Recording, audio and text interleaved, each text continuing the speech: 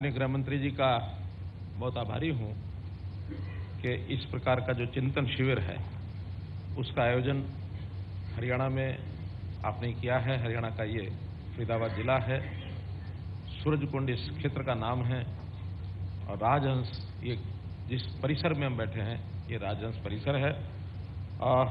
मैं इस अवसर पर सभी प्रदेशों से आए हुए मुख्यमंत्रीगण, वहाँ के गृह मंत्रीगण, राज्यपाल महोदय, उपराज्यपाल महोदय, हमारे कुछ प्रदेशों के उप मुख्यमंत्री महोदय भी आए हैं, सभी अधिकारी गणों समेत सभी का अभिनंदन और सभी का स्वागत करता हूं। मान्यवर, निश्चित रूप से ये जो सेमिनार हो रहा है, देश में जो विभिन्न प्रकार की घटनाएं घटित हो रही है और तेजी से बढ़ता हुआ ये टेक्नोलॉजी का नाते से जो भी कुछ वातावरण के कारण से इसका सुधार भी होता है टेक्नोलॉजी से, लेकिन क्राइम भी इसमें काफ़ी बढ़ रहे हैं। तो विभिन्न प्रकार के क्राइम, विभिन्न प्रकार की समस्याएं, उनका हल तलाशने के लिए केंद्र और राज्य सरकारों का कैसे समन्वय हो, इस नाते से इस सेमिनार, इस चिंतन शिविर का अपना एक बहुत बड़ा महत्व है। इसमें हरियाणा सरकार के बारे में बहुत से विषय हमारे गृह मंत्री जी ने अपने सामने रखे हैं। फिर भी इन सभी मुद्दों पर जो यहाँ पर चर्चा होगी उसमें हरियाणा कृत संकल्प है उन सब विषयों पर आगे बढ़ाने में। हालांकि हमारी जो भी इस समय की व्यवस्थाएं पुलिस की हैं, चाहे वो उत्तर क्षेत्र में जिस प्रकार की समस्याएं हैं, आतंकवाद की है, नशे की है, कट्टरपंथियों की है, असामाजिक तत्वों की गतिविधियां हैं, उन सब से निपटने के लिए हम बहुत हमारी पुलिस जो है कारगर है, उसमें कहीं कोई कमी नहीं छोड़ते हैं। हमारे यहाँ शांतिपूर्ण और सुरक्षित एक वातावरण है जिसके कारण से हरियाणा जो है अच्छी प्रगति की ओर आगे बढ़ रहा है। फिर भी कुछ विषय जरूर हमारे ध्यान में आते हैं, जिन विषयों की चर्चा मैं इसलिए करना चाहूँगा कि इन पर विचार वैसे तो विभिन्न सत्रों में होगा ही, लेकिन फिर भी प्रारंभिक अपने वक्तव्य में मैं 2-3 बातें रखना चाहूँगा। इसके अंदर एक विषय जो हमको ध्यान में आता है कि कुछ ऐसे अवांछित ऐसे व्यक्ति हैं जो फर्जी दस्तावेज के आधार पर अपने पासपोर्ट बनवा लेते हैं और कई बार पासपोर्ट में उनका फोटो आदि होता है, लेकिन कुछ लोग पकड़े गए हैं जो अपने नाम बदलकर, अपना पता बदलकर, फोटो वही होता है लेकिन उसके बाद भी वो पासपोर्ट बनवा लेते हैं। ऐसे हमारे यहाँ लगभग 250 लोग चिन्हित हुए हैं। 126 लोगों को तो हमने गिरफ्तार किया है और 127 लोग ऐसे हैं जो ऐसे आरोपित तो हैं लेकिन अभी हम गिरफ्तार नहीं कर पाए हैं। तो इसमें मेरा सुझाव ये है कि जब भी कोई नया पासपोर्ट बनता है उसमें हमारे पास जो डाटा बैंक है फेस रिकॉग्निशन का, उसमें से पूरी चिन्हित उसको करके, छानबीन करके अगर पासपोर्ट बनाया जाएगा तो इस प्रकार का अपराध करने वाले वो लोग जो हैं रुकेंगे। फेशियल रिकॉग्निशन के साथ साथ बायोमेट्रिक सॉफ्टवेयर ये तो सब है ही है, लेकिन इसमें भी कुछ आवश्यकता है जैसे वॉइस रिकॉग्निशन की। तो वॉइस रिकॉग्निशन का अगर प्रबंधन कुछ इसमें किया जाए तो शायद एक और आधार मिल जाएगा उसमें पहचान करने के लिए। एक हमारे यहाँ बहुत कुख्यात जो गैंगस्टर्स हैं उनको जेलों में जब रखते हैं तो वहीं से वो लोग ऑपरेट भी करते हैं। ऐसा एक अगर प्रावधान हम आसपास के पड़ोसी प्रदेशों के साथ MOU करें और जो कुख्यात अपराधी हैं उनको एक दूसरे की स्टेट में ऐसी जो जेलें हैं जो थोड़ा सोफिस्टिकेटेड है, उन जेलों में अगर रख करके, और इसमें ज़रूर सुप्रीम कोर्ट का भी शायद हमको लेना पड़ती है, परमिशन लेनी पड़ती है, क्योंकि उनको अपीयर कराने के लिए भी उसमें कोर्ट की आवश्यकता होती है कि केसेस को इन्वेस्टिगेट करने में उनकी सुविधा हो सके। तो इस प्रकार से भी हम लोग अगर इस विषय में कुछ आगे बढ़ सकें तो मैं समझता हूँ कि ये चीज़ें और हमें लाभदायक होंगी। फॉरेंसिक यूनिवर्सिटी हमारी जो गुजरात में बनी है, ऐसी यूनिवर्सिटीज़ का फैलाव हम हरियाणा में चाहेंगे कि एक यूनिवर्सिटी भी हम बनाएं और जो कॉलेजेस हैं उन कॉलेजेस को, कुछ अच्छे कॉलेजेस, उनको एफिलिएट करके फॉरेंसिक की जो विज्ञान है, साइंस है, उससे कोर्सेज शुरू किया जाए। आगे चल करके फॉरेंसिक के आधार पर ही जो कन्विक्शन रेट हमारा बढ़ सकता है। तो ये एक मेरा सुझाव है। इस नाते से चर्चा तो सारी हम आगे करने ही वाले हैं अपने पूरे 2 दिन के इस कार्यक्रम में। मैं आज तो इस अवसर पर सूरजकुंड में इस चिंतन शिविर में आए हुए सभी लोगों का पुनः अभिनंदन और स्वागत करता हूँ।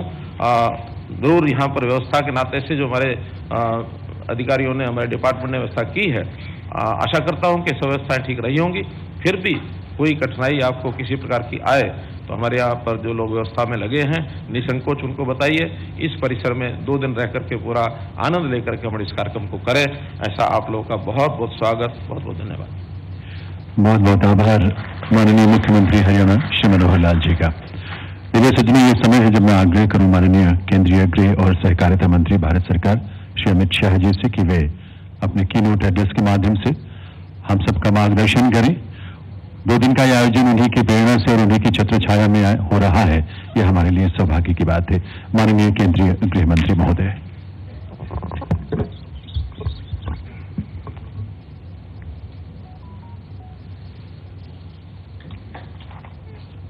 आज के गृह विभाग के पहले चिंतन शिविर में हमारे निमंत्रण को मान देकर पधारे हुए राज्यपाल महोदय, उपराज्यपाल महोदय, सभी राज्यों के मुख्यमंत्रीगण, उप मुख्यमंत्रीगण, कई राज्यों के गृहमंत्रीगण, भारत सरकार की सभी एजेंसियों के डीजीपी, राज्य के गृह सचिव, राज्यों के डीजीपी और उपस्थित सभी अधिकारियों का मैं गृह मंत्रालय की ओर से हृदय से स्वागत करता हूं। मित्रों, चिंतन शिविर की कल्पना देश के प्रशासनिक व्यवस्था में सबसे पहले आज के हमारे प्रधानमंत्री और तत्कालीन गुजरात के गृह मंत्री श्री नरेंद्र मोदी जी ने की थी। गुजरात में नियमित रूप से चिंतन शिविर अधिकारियों का और चुने हुए प्रतिनिधियों का 3 दिन का लगता था और इसके बहुत अच्छे परिणाम हमें गुजरात के प्रशासन को चुस्त दुरुस्त करने के लिए, सारी चुनौतियों का सामना करने के लिए एक मन, एक दिशा, एक गति बनाने के लिए हमें मिला था। प्रधानमंत्री जी ने सभी विभागों को ये निर्देशित किया है कि विभाग राज्य के अपने विभाग के मंत्रियों के साथ चिंतन शिविर का आयोजन करे, जिसमें राज्यों के भी सचिव हो, भारत सरकार के भी अधिकारी हो। और मैं समझता हूं कि गृह विभाग चिंतन शिविर आयोजित करने के लिए सबसे जिसमें नितांत जरूरत है ऐसा गृह विभाग है, क्योंकि हमारे संविधान में कानून और व्यवस्था की परिस्थिति संभालने का जिम्मा राज्य को दिया है। परंतु इसके साथ साथ आज के समय में टेक्नोलॉजी के बढ़ावे के साथ कई इस प्रकार के कानून भी अस्तित्व में आए हैं जिनकी कोई सीमा नहीं है, ना राज्य की सीमा है, ना देश की सीमा है। और कानून और व्यवस्था की परिस्थिति जब राज्यों का विषय है, उस वक्त सीमा रहित अपराधों का मुकाबला करने के लिए तभी हम सफल हो सकते हैं जब सभी राज्य एक साथ बैठकर इस पर चिंतन करें, इसकी रणनीति बनाएं और इस पर एक साझा प्रहार करें। और मैं मानता हूं कि चाहे देश की सीमाओं के बाहर से चलते हुए अपराध हो, चाहे राज्यों की सीमा के बाहर से चलते हुए अपराध हो, या क्षेत्रीय अपराध का क्षेत्र बनाने करते हुए अपराध हो, ये सारे अपराधों को हमारी सबकी साझा जिम्मेदारी है, संयुक्त जिम्मेदारी है कि हम अच्छे से निपटें और देश और समाज को भयमुक्त बनाएं, समाज निर्भीक होकर देश के विकास के अंदर द्रुत गति से लग जाए, ऐसा माहौल हम खड़ा करें। मित्रों, ये चिंतन शिविर एक दृष्टि से पूरे देश में इस प्रकार के अपराध जैसे साइबर अपराध है, नारकोटिक्स है, क्रॉस बॉर्डर टेररिज्म है, समाज के अंदर अलग अलग प्रकार के विखवाद फैलाकर समाज के अंदर विद्रोह करने वाले तत्वों के साथ हमें इनको नसीहत करने के लिए आगे बढ़ना हो। ये सारे एक दृष्टि से तो ये सारे अपराधों के लिए एक साझा रणनीति बनाने का अच्छा मंच बन सकता है। दूसरी ओर सभी राज्यों ने जो लॉ एंड ऑर्डर, राज्य के लॉ एंड ऑर्डर के लिए गुड प्रैक्टिसेस, बेस्ट प्रैक्टिसेस यहाँ पर अपने अपने राज्य में इजाद की है, जिसका इन्होंने जमीन पर जिसको उतारा है उसका एक्सचेंज का भी इस प्रकार का चिंतन शिविर बहुत अच्छा माध्यम हो सकता है। विचारों के आदान प्रदान के लिए भी ये चिंतन शिविर, मुझे भरोसा है कि एक बहुत बड़ा मंच बनेगा और ये रेगुलर फेज में इसको हम करते रहेंगे तो आने वाले दिनों में देश की कानून और व्यवस्था की परिस्थिति को और चुस्त और दुरुस्त कर सकेंगे। मित्रों, आंतरिक सुरक्षा और पुलिसिंग के जुड़े हुए सारे विषयों पर गहन विचार विमर्श करने के लिए ये मंच बहुत उपयुक्त होगा। इसके साथ साथ प्रधानमंत्री जी ने सभी विभागों को कहा है कि जब देश आजादी की शताब्दी मना रहा होगा तब 2047 के हर विभाग ने लक्ष्य तय करने हैं। गृह विभाग ने भी 2047 के अपने लक्ष्य तय किए हैं। आंतरिक सुरक्षा, सरहदी सुरक्षा और आंतरिक सुरक्षा और बाह्य सुरक्षा का समन्वय करते हुए 2047 में देश किन लक्ष्यों को रखकर आगे बढ़ेगा वो गृह विभाग ने तय किया है। इस पर भी इसी चिंतन शिविर में हम विचार मंथन करने वाले हैं।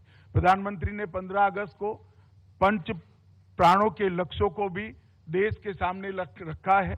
गृह विभाग पंच प्राणों के लक्ष्यों को प्राप्त करने हेतु जो मंथन करेगा उसके लिए भी यहाँ पर चर्चा होने वाली है। हमारी सरकार सहकारी संघवाद और होल ऑफ गवर्नमेंट अप्रोच, और प्रधानमंत्री जी ने एक नारा दिया है, टीम इंडिया के अप्रोच के साथ हर विभाग आगे बढ़े। अब इसके लिए हमने 3 C को बढ़ावा देना पड़ेगा, कोऑपरेशन, कोऑर्डिनेशन और कोलैबोरेशन। ये 3 C के आधार पर हम आगे बढ़ेंगे तो ही मुझे लगता है कि हम ये लक्ष्यों को सिद्ध कर पाएंगे। मित्रों, हम सब जानते हैं कि संसाधनों की उपलब्धता और सीमित संसाधन होने के बावजूद भी हमने सारे लक्ष्यों को सिद्ध करना है। तो रिसोर्स का ऑप्टिमाइजेशन, रिसोर्स को किस प्रकार से केंद्र और राज्य मिलाकर ऑप्टिमाइज कर सकते हैं उस दिशा में हमने देखना पड़ेगा।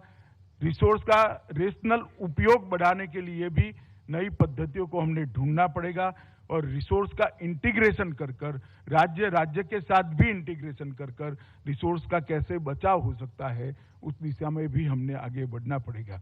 और हमारा सबसे महत्वपूर्ण विषय है कि पूरे देश के राज्य एक दिशा में कानून और व्यवस्था की दृष्टि से आगे बढ़े। एक साझा रणनीति और साझा रोड मैप यहाँ से हम बनाकर जाए, ये हम सब से पूरे देश को अपेक्षा है। मित्रों, हमारे संविधान ने जहां तक सुरक्षा का सवाल है, सार्वजनिक व्यवस्था, पुलिस और जेल ये राज्यों के जिम्मे रखा है। आपराधिक कानून और आपराधिक प्रक्रिया को समान शक्तियां प्रदान की है और इसके साथ साथ बाहरी एवं आंतरिक सुरक्षा, केंद्रीय बलों की तैनाती, इंटेलिजेंस एजेंसीज, इन्वेस्टिगेशन, ट्रेनिंग और आधुनिकीकरण एक केंद्र के जिम्मे रखा है। तो एक प्रकार से गृह विभाग की सभी बातों को, सभी कार्यों को बहुत विशद रूप से चर्चा कर कर हमारे संविधान निर्माताओं ने बांट कर दिया है। हमारे देश में सभी 29 राज्यों में राज्य का अपना एक पुलिस बल है। इसके साथ साथ केंद्र शासित प्रदेशों की पुलिस की जिम्मेदारी केंद्र सरकार की है। एक प्रकार से 30 यूनिट ए होते हैं। इसके साथ साथ सीमा सुरक्षा, intelligence, investigation, research, training, record keeping, ये सारी जिम्मेदारी भी केंद्र सरकार पर है। मैं इसमें BPRND की बड़ी भूमिका देखता हूं और BPRND ने इस भूमिका को बहुत अच्छे तरीके से निभाया है। मित्रों, विगत कुछ दिनों में, विगत कुछ वर्षों में मोदी जी के नेतृत्व में भारत सरकार ने ढेर सारी उपलब्धियां आंतरिक सुरक्षा का जहां तक सवाल है प्राप्त की हैं। जम्मू कश्मीर, पूर्वोत्तर, टेररिज्म एज अ होल, मादक पदार्थों की तस्करी, वामपंथी उग्रवाद के क्षेत्र में शांति स्थापित करना तथा महिला सुरक्षा, ये सारे क्षेत्रों में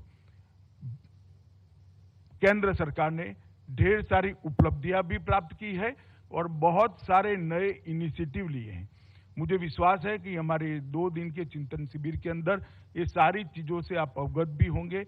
वैसे तो हर चीज का फॉलोअप होता ही है, परंतु जब राज्यों के मुख्यमंत्री यहाँ उपस्थित है, गृह सचिव यहाँ उपस्थित है, डीजीपी यहाँ उपस्थित है, जो चर्चा होगी इससे हमें नीचे तक ले जाने में बहुत बड़ा फायदा होगा, ऐसा मुझे मानना है, मेरा मानना है। मित्रों, आज हमारी आंतरिक सुरक्षा बहुत सुदृढ़ मानी जाती है। हमारे देश के अलग अलग पुलिस फोर्स और सीएपीएफ के 35,000 से ज्यादा जवानों ने अपनी जान का बलिदान दिया है और हमारे देश की एकता और अखंडता को अक्षुण्ण रखा है। उनका बलिदान हमसे मांग कर रहा है कि आने वाली चुनौतियों का सामना करने के लिए हम अपने आप को तैयार करें और देश के हर कोने के अंदर आंतरिक सुरक्षा को सुदृढ़ करें।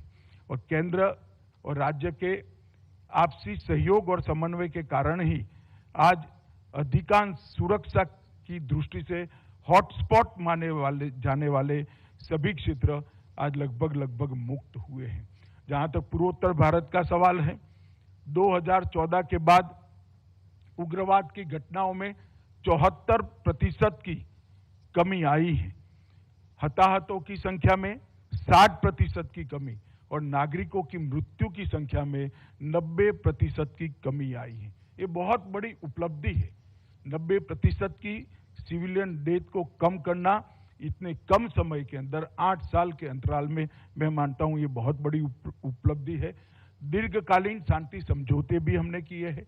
एनएलएफटी, बोडो, ब्रू, कार्बी और आंगलोंग के समझौतों ने लगभग 9,000 उग्रवादियों को सरेंडर होने का प्लेटफॉर्म देकर एक लंबे समय की शांति को पूर्वोत्तर के अंदर प्रस्तावित किया है। और इसी का परिणाम है कि जहां पहले अपसफा लगा था, ऐसे क्षेत्रों में से 60% से ज्यादा क्षेत्रों में स्पेशल पावर एक्ट को खत्म करने का हम साहस कर पाए हैं। ये बहुत बड़ी उपलब्धि है। जहां तक वामपंथी उग्रवाद है का सवाल है, इसमें भी हमने बहुत उल्लेखनीय उपलब्धियां प्राप्त की है। लगभग 77% की कमी हिंसा में 2014 के बाद अब तक आई है और मौतों की संख्या में 87% की कमी दर्ज की गई है। ये बहुत बड़ी उपलब्धि है। एक जमाने में रेड कॉरिडोर, पशुपतिनाथ से तिरुपति का रेड कॉरिडोर बड़ा प्रख्यात हुआ था। आज वो पूरी लड़ाई को राज्य और केंद्र संयुक्त रूप से लड़े हैं और सफलता हासिल की है। मैं इसमें जिन्होंने अपना योगदान दिया है, इस सभी को साधुवाद देना चाहता हूं। और जो 2014 में 113 जिले वामपंथी उग्रवाद से ग्रसित थे, आज उसकी संख्या घटकर 46 रह गई है। ये बहुत बड़ी उपलब्धि है। धारा 370 को जम्मू कश्मीर में निरस्त करने के बाद जम्मू कश्मीर में लोकतंत्र और शांति के एक नए युग का प्रणिपात हुआ है। 5 अगस्त के पहले के 37 महीने और 5 अगस्त के बाद के 37 महीनों में आतंकवादी घटनाओं में 34% की कमी आई है। सुरक्षा बलों की मृत्यु में 64% की कमी आई है और नागरिकों की मृत्यु में 90% की कमी आई है। ये बहुत बड़ी उपलब्धि है। और आज जम्मू कश्मीर में 35,000 से ज्यादा चुने हुए प्रतिनिधि, 35,000 से ज्यादा चुने हुए प्रतिनिधि पंचायत से लेकर तहसील पंचायत, जिला पंचायत, इस सभी जगह लोकतंत्र को प्रस्थापित होने में, देश को सफलता मिली है। और 2019 के पहले, आजादी के बाद 19,000 करोड़ का इन्वेस्टमेंट जम्मू कश्मीर में कुल आया था। अब 57,000 का इन्वेस्टमेंट सिर्फ 3 साल के अंदर जम्मू कश्मीर में आया है, जो बताता है कि जम्मू कश्मीर अब विकास के रास्ते पर आगे बढ़ चुका है। नारकोटिक्स के खिलाफ लड़ाई में भी 8 वर्षों में हमने 3,000 से ज्यादा केस दर्ज कर 20,000 करोड़ से ज्यादा का ड्रग को जब्त कर उसको नष्ट करने का काम किया है। और एक बहुत बड़ी लड़ाई नारकोटिक्स के खिलाफ हमने की है। साथियों, गृह मंत्रालय ने लीगल फ्रेमवर्क को मजबूत करने के लिए ढेर सारे कदम उठाए हैं। आतंकवाद के खिलाफ जीरो टॉलरेंस की नीति को अपनाते हुए एनआईए और यूएपीए दोनों एक्ट के अंदर हमने बहुत बड़े बदलाव किए हैं। एनआईए को व्यक्तिगत आतंकवादी घोषित करने के लिए यूएपीए के तहत अधिकार दिए गए हैं। अभी अभी पीएफआई पर प्रतिबंध लगाया गया। एनआईए को एक्स्ट्रा टेरिटोरियल क्षेत्र अधिकार देने का काम भी किया गया है और आतंकवादी से विचारधारा से अर्जित संपत्ति को जब्त करने का अधिकार भी एनआईए को दिया गया है।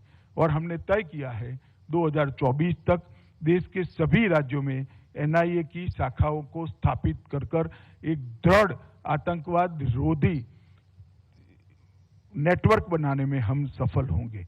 हमने आयुध संशोधन में भी, आयुध अधिनियम में भी संशोधन किया है। एनसीबी में सुधार और सुदृढ़ीकरण के लिए बहुत सारे प्रयास किए हैं। 4 स्तरीय एनकोड, इसका नेशनल डेटाबेस और मोडस ऑपरेंडी ब्यूरो जैसे कई इनिशिएटिव इसके लिए लिए गए हैं। सिख कट्टरवाद को रोकने के लिए सिख फॉर जस्टिस पर प्रतिबंध डालने की बात की गई है। इसके साथ साथ पुलिस और न्याय प्रणाली में सुधार के लिए नेशनल फॉरेंसिक साइंस यूनिवर्सिटी, इसकी स्थापना की गई है। और हम मानते हैं कि जब तक साइंटिफिक एविडेंस नहीं होगा, सजा कराने के प्रमाण में, दोष सिद्धि के प्रमाण में हम वृद्धि नहीं कर सकते। सभी मुख्यमंत्रियों से मेरा आग्रह है, अब तक 7 राज्यों ने नेशनल फॉरेंसिक साइंस यूनिवर्सिटी से एफिलिएटेड कॉलेज अपने अपने जगह पे, अपने अपने राज्यों में चालू किए हैं। अगर सभी राज्य इनिशिएटिव लेकर नेशनल फॉरेंसिक साइंस यूनिवर्सिटी से एफिलिएटेड कॉलेज अपने अपने राज्यों में शुरू करते हैं तो आपको एक ट्रेन मानव संसाधन बल मिलेगा जो आपकी दोष सिद्धि के प्रमाण को बढ़ाने में आगे बढ़ेंगे। दिल्ली में हमने पूरे देश में प्रयोग करते हुए 6 साल से ज्यादा सजा है ऐसी सभी दफाओं में फॉरेंसिक जांच का कंपलसरी करने का काम कर चुके हैं और इसको हम आगे बढ़ाया है। आपके पास ट्रेन मैन पावर आने के बाद सभी राज्य भी इस दिशा में आगे चल सकते हैं। रक्षा शक्ति यूनिवर्सिटी ने भी पुलिस शिक्षा एवं प्रशिक्षण प्रणाली में सुधार के लिए ढेर सारे इनिशिएटिव लिए हैं। आपराधिक न्याय प्रणाली आईसीजीएस का सीसीटीएस के साथ इंटीग्रेशन कर ई न्यायालय, ई कारागार, ई फॉरेंसिक और ई अभियोजन, इसके साथ जोड़कर एक पूरी ऑनलाइन प्रणाली हम बनाने की दिशा में आगे बढ़े हैं। साथियों, सीआरपीसी आईपीसी में भी आपके ढेर सारे सुधार के प्रस्ताव मिले हैं। मैं खुद इसको बड़ी बारीकी से देख रहा हूं। हर रोज हम कई घंटा इस पर इन्वेस्ट हो चुके हैं। बहुत कम समय में हम नया सीआरपीसी आईपीसी का प्रारूप लेकर संसद के सामने जाएंगे, इसका मुझे विश्वास है। देश भर के डाटा को और साइबर सुधार के लिए भी ढेर सारी इनिशिएटिव भारत सरकार ने लिए हैं। एनआईए को आतंकवादी मामलों के संबंधित नेशनल डेटाबेस खड़ा करने का काम दिया गया है। एनसीबी को नारकोटिक्स के संबंधित डेटाबेस को बनाने का काम दिया गया है। ईडी आर्थिक मामलों के सभी गुनाहों का डेटाबेस तैयार कर रही है। एनसीआरबी को नफीस के माध्यम से फिंगरप्रिंट का डेटाबेस और यौन अपराधियों का राष्ट्रीय डेटाबेस बनाने का काम एनसीआरबी को दिया है। इसके साथ साथ नेटग्रिड के माध्यम से 11 एजेंसियों का डेटाबेस अब एक ही प्लेटफॉर्म पर उपलब्ध है। इसकी कार्य प्रणाली भी गृह मंत्रालय के द्वारा परिपत्रित कर दी गई है, जिसका आप उपयोग कर सकते हैं। इसके साथ साथ हमने बहुत सारे रिफॉर्म करे हैं। I4C, Indian cyber crime coordination centre, cyber crime portal, NATGRID connect प्रणाली, निजी सुरक्षा एजेंसियों का लाइसेंसिंग पोर्टल, एफसीआरए में सुधार। एफसीआरए का दुरुपयोग कर देश विरोधी गतिविधियां, धर्मांतरण, विकास परियोजना का राजनीतिक विरोध और विकास के राह में रोड़ा अटकाने के काम बड़े धड़ल्ले से कुछ एनजीओ कर रहे थे। भारत सरकार ने सख्त कदम उठाते हुए 2020 में संशोधन कर विदेशी फंडिंग के दुरुपयोग को रोकने के लिए एक प्रभावी निगरानी का तंत्र खड़ा किया है और हम इसमें बहुत बड़ी रोकथाम करने में सफल हुए हैं। इसका मुझे आनंद भी है और मुझे विश्वास है कि आने वाले दिनों में हम इसको और आगे बढ़ा पाएंगे। साथियों, आपदा प्रबंधन में भी ढेर सारे इनिशिएटिव भारत सरकार ने लिए हैं। मैं बहुत डिटेल में इसमें जाना नहीं चाहूंगा, मगर मेरा आप सभी को आग्रह है कि आपदा प्रबंधन को मुख्यमंत्री स्वयं अपने कंसंट्रेशन का अपने ऑफिस के माध्यम से विषय बनाए, तभी जाकर आपदा के खिलाफ हम एक साझा लड़ाई लड़ सकते हैं। ढेर सारी पूर्व चेतावनी की प्रणालियों को हमने विकसित किया है, कॉमन अलर्टिंग प्रोटोकॉल को भी हमने विकसित किया है और एनडीआरएफ की क्षमता को लगातार हम बढ़ा रहे हैं। मगर जब तक एसडीआरएफ और ग्रामीण स्तर पर ग्राम रक्षक दल और होमगार्ड को हम इसके साथ नहीं जोड़ते हैं, एनसीसी और एनएसएस के युवाओं को इसके साथ नहीं जोड़ते हैं, सफलता बहुत दूर रहेगी। मित्रों, हमारे पास 6 राज्यों में परमाणु ऊर्जा संयंत्र है। इसके लिए भी भारत सरकार ने आपदा प्रबंधन की दृष्टि से ढेर सारे प्रोटोकॉल बनाए हैं। मुझे विश्वास है आप इसका फॉलोअप करते ही होंगे और इसके लिए स्वास्थ्य विभाग, गृह विभाग और कलेक्टर की ऑफिस को एक साथ लाकर हमने इस दिशा में आगे आना पड़ेगा। पुलिस सम्मान और कल्याण के विषय में भी प्रधानमंत्री जी मोदी के इनिशिएटिव से नेशनल पुलिस मेमोरियल बनाया गया है और इसका एक बहुत साइंटिफिक आयोजन हमने किया है, जिससे देश भर के बच्चों को पुलिस बल के जवानों ने जो बलिदान दिया है उन तक पहुंच पाए। 31 अक्टूबर को हम राष्ट्रीय एकता दिवस के रूप में मनाते हैं और इसके साथ साथ देश भर के युवाओं को सरदार पटेल के व्यक्तित्व से प्रेरणा लेकर देश की एकता और अखंडता के साथ अपना आने वाला जीवन वो बिताएं, इस प्रकार की प्रेरणा देने का एक प्रमुख मंच 31 अक्टूबर के राष्ट्रीय एकता दिन को बनाने में हमें सफलता मिली है। मित्रों, हमने आयुष्मान सीएपीएफ की योजना बनाई है। मेरा सभी राज्यों से आग्रह है कि इसका स्टडी कर राज्य की पुलिस के लिए भी आप इसको एडॉप्ट कर सकते हैं और इसको आगे बढ़ा सकते हैं।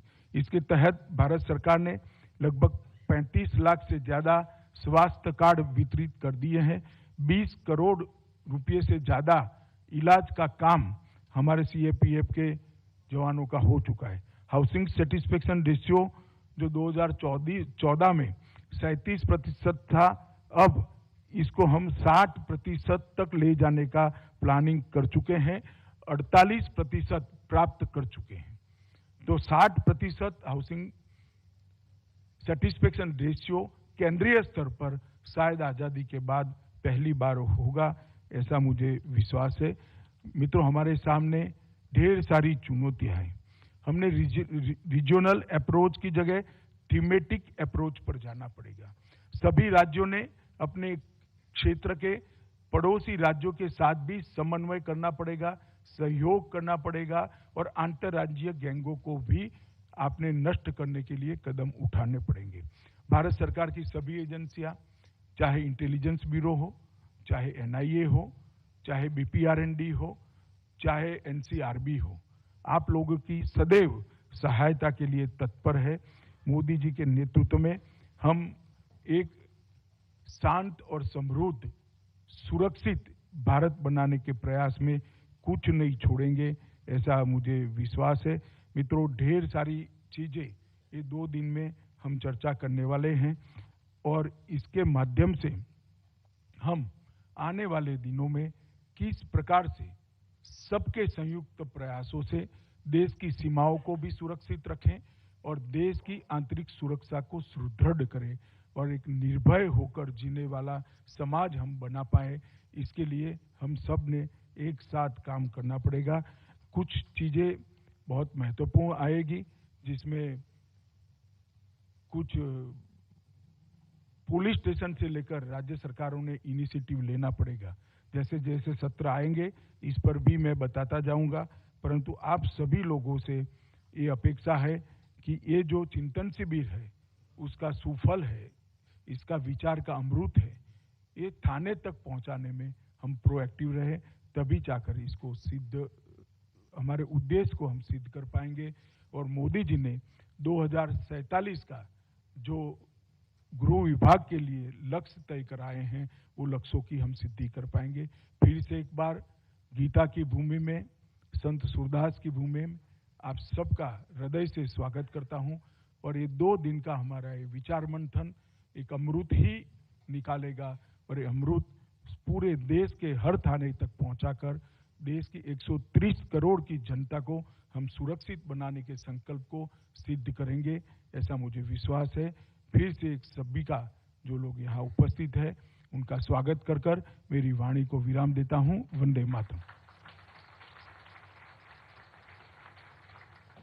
बहुत बहुत आभार माननीय गृह और सहकारिता मंत्री भारत सरकार श्री अमित शाह जी का, उनके उद्बोधन के लिए, मार्गदर्शन के लिए, उनकी प्रेरणा के लिए और उनके विजन के लिए जो इस चिंतन शिविर में हम सबका मार्गदर्शन करेगा। दिव्य सज्जनों, हमारा ये उद्घाटन सत्र जो है वो यहीं संपन्न होता है। आपसे